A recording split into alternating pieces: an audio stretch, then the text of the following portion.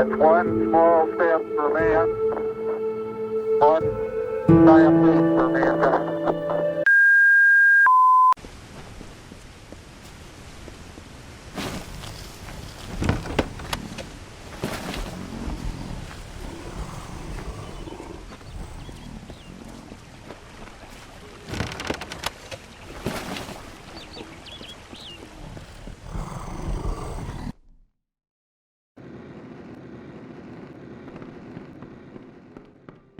Welcome. You're not at all what I expected. I am Sagril, Chancellor of Windermere. She said you were beautiful, although I have noticed that she has peculiar tastes. You're just in time. Our little army is building up quite nicely. I was beginning to fear that we'd actually have to execute the lady's plans, ludicrous as they are. Of course you are, forgive me. I often forget that my time with the House of Ballads is past. Now I am but a prisoner of the maid. We all are. You see, this place, it's calm. It is only an illusion. The maid uses her strange crystals to pacify the beasts, just as she enchants our friends. We must destroy the crystals to earn our freedom, but they are invisible to all but the maid. It is her song that calls them. The crystals are hidden around the village and forest of Summer's End. You cannot see them with the naked eye. They appear only when summoned by a musical tone. You must hurry.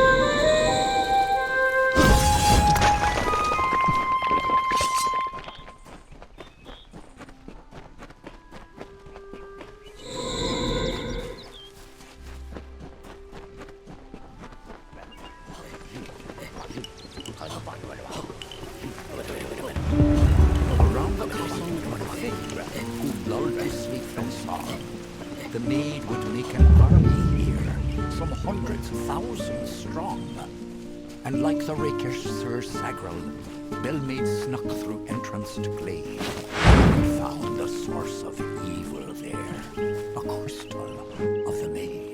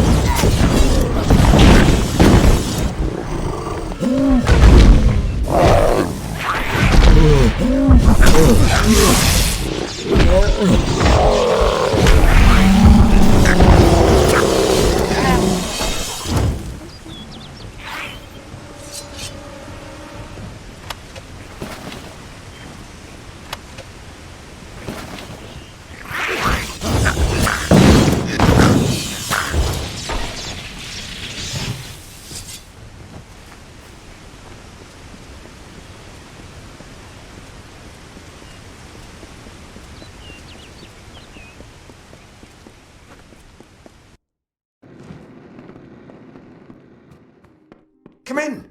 Quite a display, my friend. It makes me proud to share a name. You made quick work of the maid's army. The lady herself, however, will prove more formidable. Take this. It's the key to the village bell house. That bell rings with the same tone as the flute, only louder. So loud it can be heard across these high mountains. The toll will break the enchantment on the maid's castle. Then you will have your chance. Make the most of it, my friend. It may be your last. And now I am free. I do hope we meet again. I would like you to have this. It's a talisman. I have no need of it where I am going. I am grateful to you.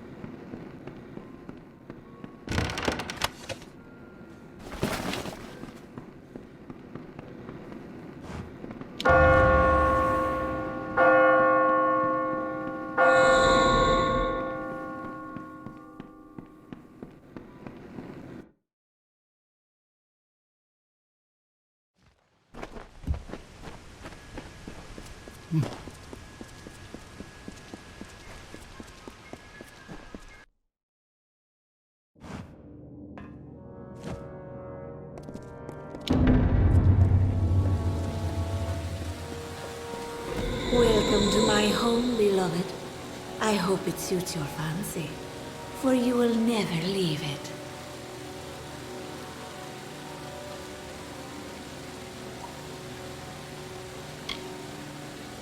The fates of Creth and Aermer are on your head, my love. Those good knights were victims of this decaying pattern, sacrifices to the House of Ballads. As for the others, they will fulfill their roles shortly. Each has been saved, freed from their well-worn paths. They walk a new road now. My road. Wenson is here, along with his court of enchantments. The great halls and corridors echo with their voices, of the ancient stories told and forgotten. It is time to begin anew, for we write the final chapter of the House of Ballads. Only when the memory of ancient glories has faded can new glory be forged. Everything you see, the castle and all that resides in it, could be yours. That includes my love. Consider it.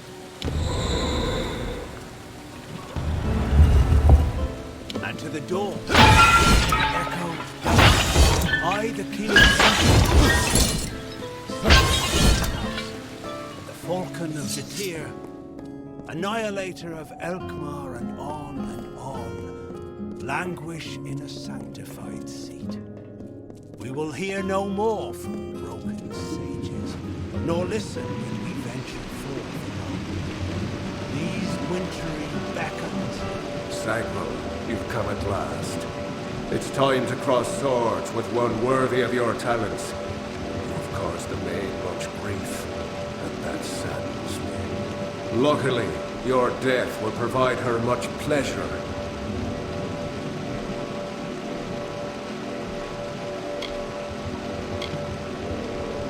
I honor the Emerald Lady with every head I lay at her feet. Yours is next.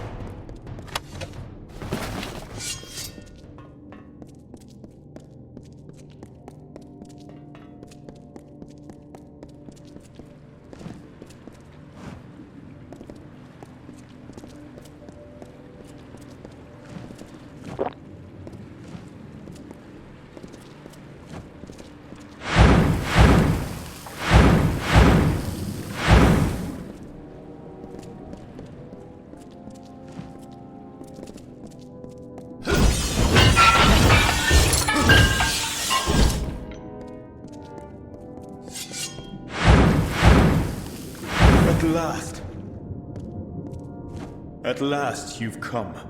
The maid has made her sick fantasy a reality.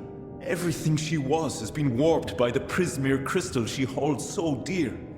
It is difficult to tell if she controls it, or if it controls her. We must escape this place. The telling has failed us, Sagril.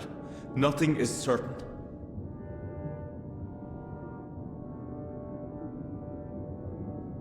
If we must. But I fear I have no role in this song now. We are far beyond what is familiar. The maid will be in the courtyard, where our ballad finds its end. Come, I will show you. Perhaps then I will find the courage that is required. They're around here somewhere.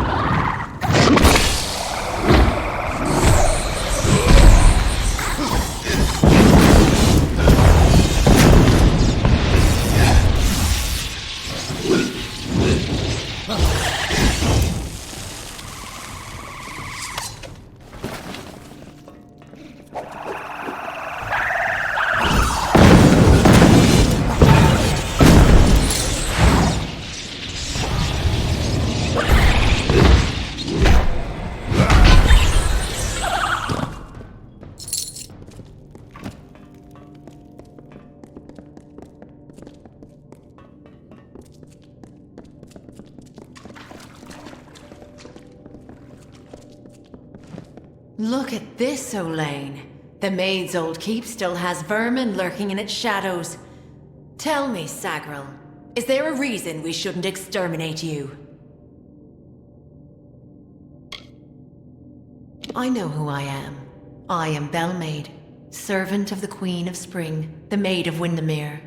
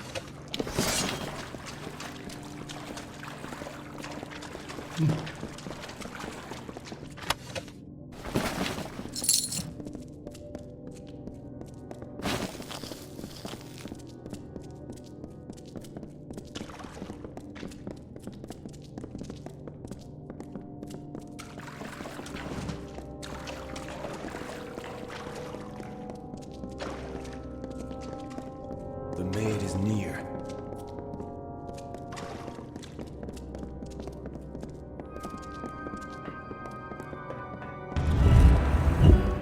A wretched fool of pride am I to think I could resist her seduction.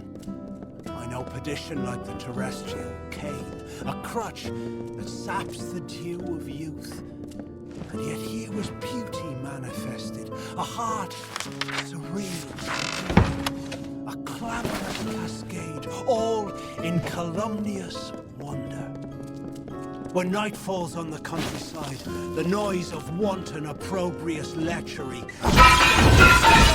gloom, and the false corpse of sordid history exhumed to please, compounded and again interred into the womb of the past. Then am I lost.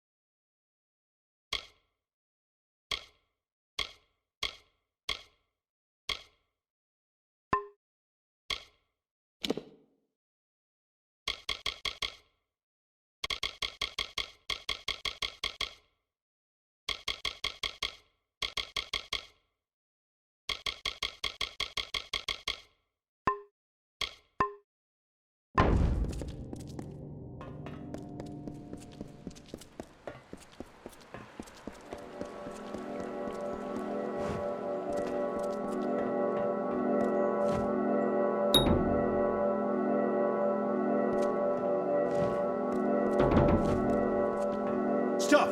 Sagar, wait! Go no farther! I can't do this. I can't.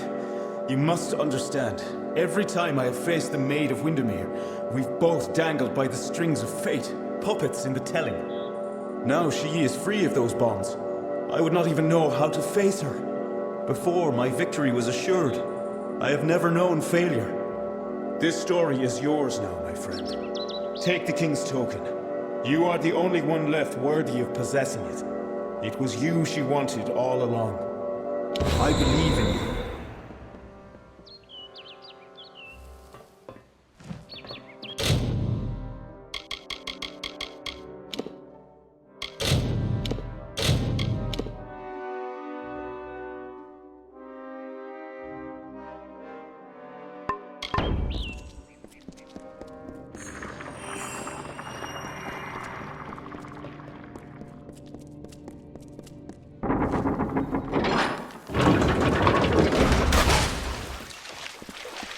We meet in the flesh at last.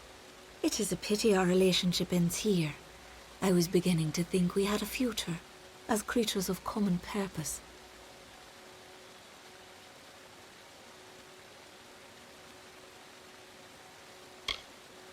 All you have witnessed was for me alone. It was justice. Imagine a lifetime of bondage 100 times over, and you will know my suffering. You, though, you are special. You are one capable of comprehending such concerns. We too, we are misunderstood.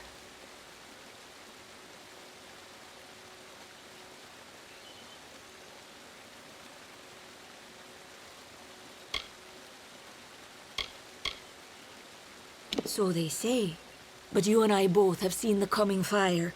A change the likes of which no fae, summer or winter, has ever seen. The telling will never cease, but the ballads that make up its grand design will wither and fade, and new ones will blossom on the vine. Perhaps, but you and I are the same.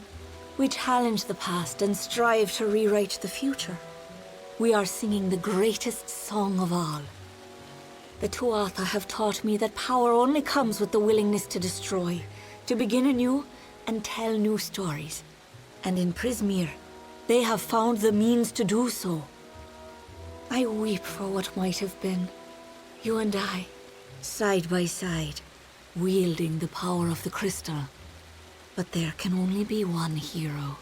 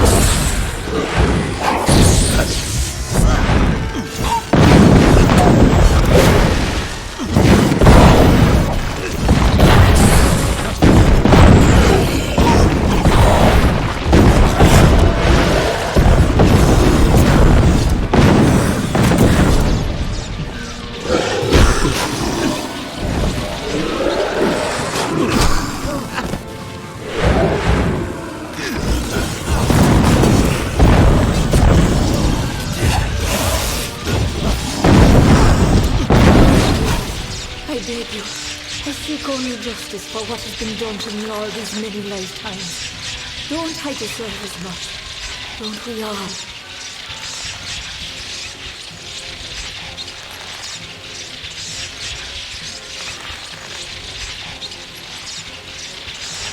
I have spent lifetimes being ignored.